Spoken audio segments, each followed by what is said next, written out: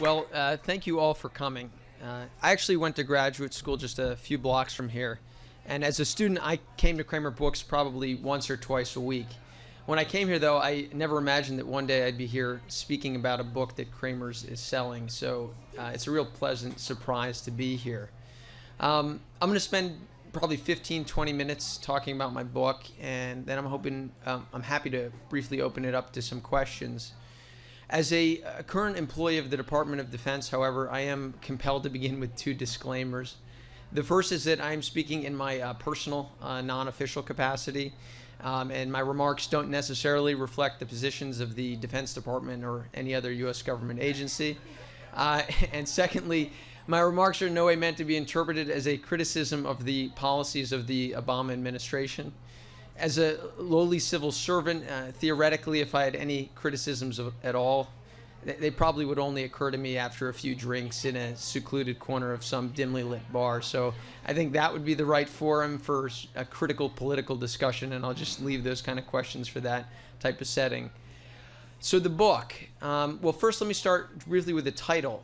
As many of you probably know, the most deadly cause of attacks against U.S. soldiers in Iraq and Afghanistan were roadside bombs.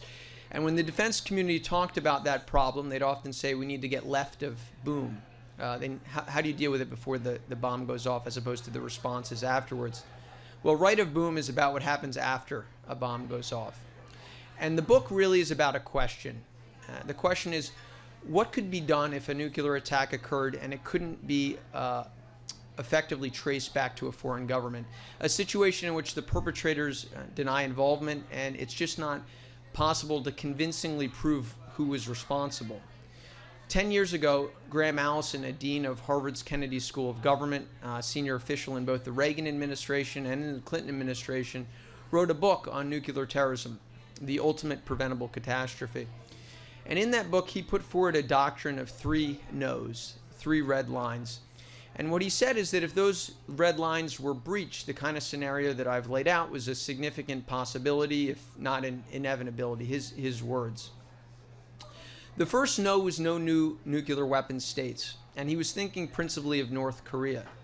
The second no was no new national capabilities for enriching uranium or producing plutonium, and he was thinking principally of Iran. And the third no was no conditions that would allow for loose nuclear weapons. He, like many others at the time, was focused on the dispersed arsenal of the former Soviet Union.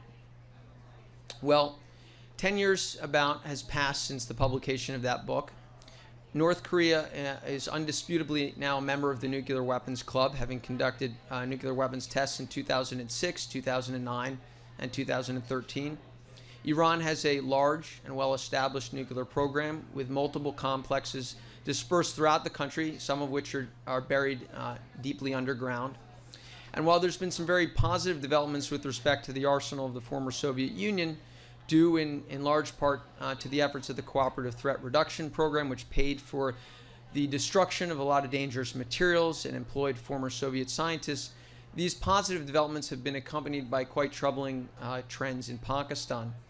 According to Firez Khan, a veteran of the Pakistani military and somebody that rose to the heights of their nuclear weapons program, Pakistan is in the midst of a quite massive expansion of its nuclear arsenal and plans to deploy tactical nuclear systems in ready-to-use conditions. On the one hand, this is a understandable from the Pakistani perspective response to Indian conventional military superiority, but it's also a troubling development when one considers the inherent risks that exist with respect to tactical nuclear weapons, with respect to loss and theft. And so we've gone from a world of three no's to three yeses. And when thinking about the three yeses, it's worth keeping in mind that the atomic bomb is 1940s technology. And there are real limits to what can be done to prevent the spread of that kind of technology. The secret, the knowledge behind how to design a weapon really hasn't been a secret for quite some time. And I'll just quote a report by the Department of Energy here. Classification may delay but cannot prevent the acquisition of a first-generation nuclear weapon. And this is a public report by DOE. And the ingredients for a bomb, weapons-usable nuclear material, are dispersed across at least 25 countries throughout located throughout hundreds of locations. And by some estimates, there's 2,000 metric tons of this stuff out there. And suffice it to say, it doesn't take much more than a fraction of that to create a weapon. So what this means is that it's increasingly plausible for a government to claim that it cannot control and therefore is not responsible for the kind of scenario I've laid out, nuclear terrorism. And this is a real problem because the most powerful force that has prevented the use of nuclear weapons since World War II has been the credible belief that retaliation will take place, that governments, their citizenry, and their people will be held accountable if their territory, their resources, or their fellow citizens are used in such an attack. In 2007, the Israeli Air Force struck a facility in Syria that eventually was intended to produce plutonium. I personally wonder what would have happened if that strike hadn't taken place, if, say, material was produced there, bombs were created, and, say, acquired by non-state actors in the maelstrom of the Syrian civil war. What I wonder is, would North Korea be held accountable for that? Because the North Korean government is helping to build that plant. And I wonder if prior to 2007, the individuals in North Korea that decided to assist Syria in the development of that reactor, if they believed at that time that they would be held accountable if their efforts ultimately resulted in the transfer to a non-state actor. I also wonder about less direct forms of assistance, say the failure of government officials in a friendly country like France or Japan to invest sufficient funds in site security at a facility that contains special nuclear material. What are the standards for culpability? What are the mechanisms to hold people accountable? I want to be very clear in saying that I'm not suggesting, and the book doesn't suggest, that nuclear terrorism is likely to happen tomorrow or that it's inevitable. But unfortunately, I do think that it's an increasingly plausible scenario. And it's worth thinking about as seriously, or in other words, it's worth thinking what could be done after such an event, as seriously about what Cold War strategists thought about a hot war between the United States and the Soviet Union. And that's what the book aims to do. It's what it attempts to do. What would occur right of boom is unknowable, but the range of realistic response options is not inconceivable. Those policies would be extensions and adaptations of past policies and approaches.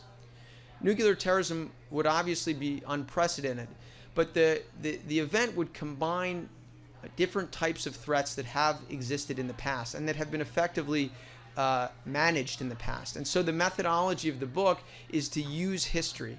It's to uncover and highlight lessons from historical case studies that could give us a sense about the choices realistically that decision makers would be confronted with right of boom. And it also is to integrate topics that tend to be considered in isolation. So let me just briefly give you a sense of some of the topics that the book delves into. The first general topic is the history and lessons of non-proliferation and counter-proliferation. Non-proliferation really deals with cooperative efforts, and they typically deal with things like treaties, regimes, conventions, things like the role of the Non-Proliferation Treaty, the work of the IAEA, the conventions on the suppression of acts of nuclear terrorism, and the convention on the physical protection of nuclear materials. Counterproliferation tends to be more unilateral, although it's not always unilateral actions, but they tend to be more coercive.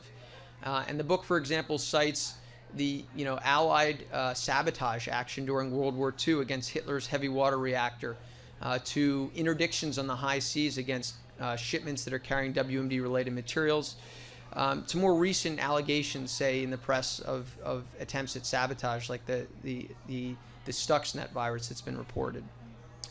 A second topic that the book focuses on is the lessons of escalation between nuclear weapons powers. The atomic bomb obviously isn't new, and there have been multiple instances in which nukes could have been used but weren't during the last 70 years. And so the book goes into some of the thinking and planning that went into the doctrines of massive retaliation, mutually assured destruction, flexible response, and it considers how the capabilities of countries in terms of their defense capabilities, the reputations that governments have for using those capabilities, and the public statements, threats, and warnings of defense officials come together to create or fail to create believable defense commitments. Another topic that the book considers are the lessons of counterterrorism.